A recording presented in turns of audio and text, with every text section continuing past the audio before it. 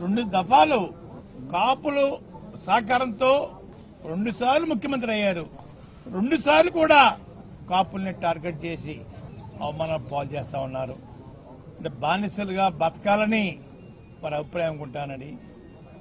ముందుసారి అయితే రాంబాబు గారి లాగా నన్ను, నా భార్యని, నా కోడలని, కొడుకుని కూడా నీచాతి నీచంగా కొట్టించడం, తిట్టించడం,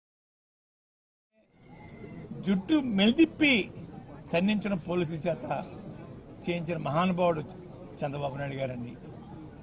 ఈరోజు ఇదే పరిస్థితి రాంబాబు గారు జరిగింది. నేను ముఖ్యమంత్రి గారిని ఒకటి కోరుకుంటున్నాను, అయ్యా ఈరోజు కాకపోతే రేపైనా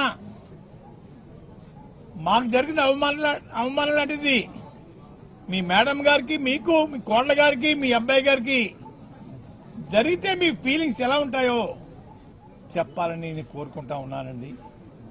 మేము బానిసలు కాదండి అయ్యా, పాకిస్తాన్ నుంచో ఆఫ్ఘనిస్తాన్ నుంచో వలస రాలేదండి అయ్యా, ఇక్కడే పుట్టాం, ఇక్కడే పెరిగామండి.